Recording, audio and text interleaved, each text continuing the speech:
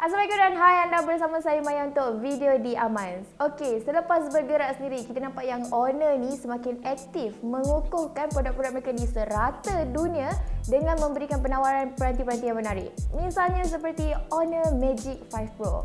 Okey, dia telah diberi nafas baru di sini untuk berfungsi dengan lebih baik dan dalam masa yang sama juga dia diberikan perkakasan dalaman dan juga perisian yang lebih terkini. Jadi kita nak tengok apa agaknya yang menarik, apa yang kurang dan apa perubahan Honor beri pada telefon kali ini. Mari kita mulakan. Rekaan pada tahun ini tak banyak berbeza dengan tahun lepas. Dia masih lagi ringkas dengan sisi yang kukuh di mana dia direka secara rata pada bahagian atas dan bawah, kemudiannya bahagian sisi pula adalah melengkung. Kemasan juga agak kasar di sini ya, yang mana isu seperti mudah melekatnya cap jari atau peluh agak kurang berlaku. Kemudian kemasan macam ni juga dia nampak profesional, kemas dan juga elegan. Cumanya ia hanya terhad pada Honor Magic 5 Pro warna middle green. Sementara itu, Honor Magic 5 Pro Midnight Black Pearl masih mengekalkan panel belakang berkilat seumpama Magic 4 Pro yang sebelum ni. Peranti terasa seimbang di sini walaupun mempunyai modul kamera yang amat besar tapi tak melampau macam tahun lepas. Kemudian anda juga akan jumpa adanya tri-camera yang seimbang dekat sini. Kemudian kita ada LED flash dan juga 3D TOL dalam bonggol kamera yang sama. Skrin 6.81 inci OLED 120Hz adalah sama dengan tahun lalu. Jadi dekat sini dia lebih memudahkan penggunaan dan proses menyesuaikan diri tidak mengambil masa yang lama pada peranti ini. Seperkara lagi yang menarik dengan Honor Magic 5 Pro ni adalah skrin mempunyai kecerahan mencapai 1800 nits. Yang mana dekat sini anda boleh menikmati skrin dengan warna yang lebih jelas dan terang tanpa masalah. Sisi kanan menempatkan butang suara dan laras audio, sisi kiri pula tak ada apa-apa. Okey, dekat telefon ni tak adanya bicu audio, tapi dekat sini Honor dia beri kelebihan dengan memberikan sistem audio stereo yang mana satunya diletak bahagian bawah bersebelahan dengan port USB-C dan juga slot SIM tanpa microSD. Ya, tanpa microSD, tapi dekat sini Honor memberi kebolehan eSIM yang mana kalau anda gunakan eSIM hanya satu SIM nano saja yang boleh digunakan, dan kemudian satu lagi pembesar suara diletakkan pada bahagian atas bersebelahan dengan IR Blaster. Seterusnya, Snapdragon 8 Gen 2, memori 12GB RAM dan storan dalaman 512GB diberikan pada peranti. Anda rasa macam tak cukup dekat sini, Honor juga menawarkan ciri pengembangan memori secara maya sehingga 7GB. Jadi dekat sini anda dapat keseluruhannya adalah sebanyak 19GB RAM.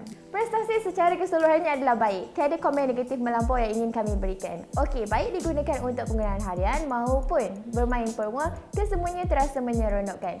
Skrin berfungsi dengan baik, pantas dan responsif. Tatanan juga adalah baik tanpa sebarang isu aplikasi terpadam secara tiba-tiba. Beberapa permua juga boleh dimainkan pada tetapan yang tinggi dengan kadar megat yang konsisten. Grafik juga cantik tanpa isu memanas yang melampau. Untuk perisian, Honor Magic 5 Pro menggunakan Magic OS 7.1 berasaskan Android 13. Elemen antarmuka baharu ni tak jauh berbeza dengan yang sebelum ni. Cuma ia ditambah baik dengan beberapa ekosistem Honor. Misalnya seperti ciri Honor Connect yang memudahkan telefon ni disambungkan kepada komputer atau tablet untuk penggunaan multitugasan yang lebih mudah.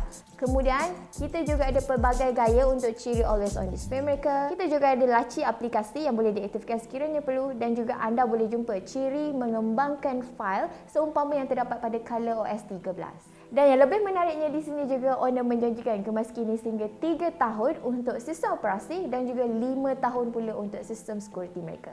Kalau anda perasan brand sekarang agak hype dengan kamera 1 inch, tapi Honor tidak menggunakan pendekatan tu pada peranti mercu baru mereka. Sebaliknya, Honor Magic 5 Pro ni dia mempunyai kamera sudut lebar 50MP dengan sensor 1.12 inch yang kemudiannya diikuti pula dengan 50MP untuk sudut ultra lebar, dan kamera yang ketiga adalah 50MP untuk telefoto periscope dengan zoom optikal sehingga 35 kali dan zoom digital sehingga 100 kali. Kamera soft photo pula sebesar 16MP yang mana dekat sini adalah lebih besar jika nak dibandingkan tahun lalu Honor Magic 5 Pro yang menggunakan kamera soft photo 12MP. Kemudian kamera 3D TOF di sini pula boleh digunakan untuk autofocus, kesan khusus untuk bokeh dan juga sistem imasan wajah 3D.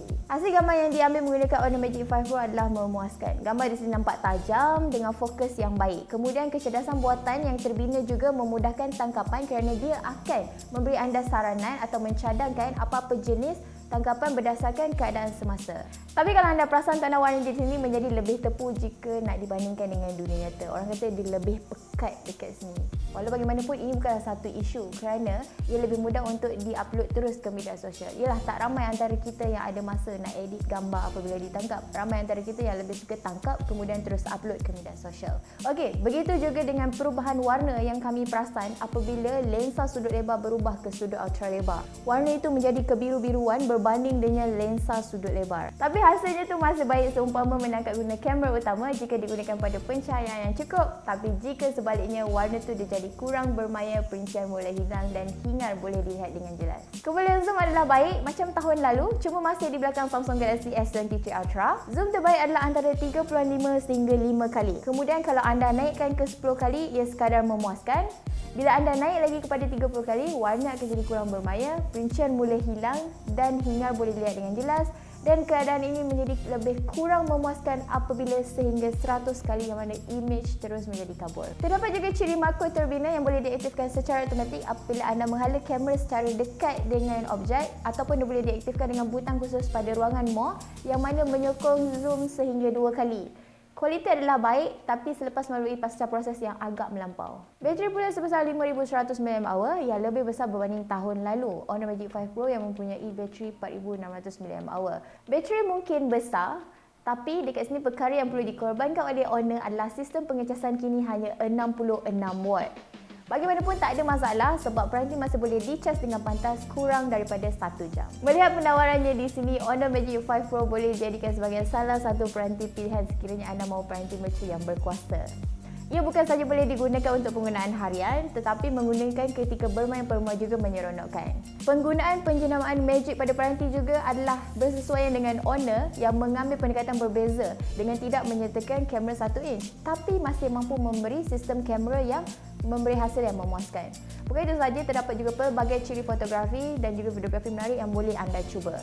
Sebab tu video ini dirakam, kami masih belum tahu mengenai harga jualan rasmi. Tapi bila kita convert daripada mata wang asing, dia kira-kira dalam RM5,600.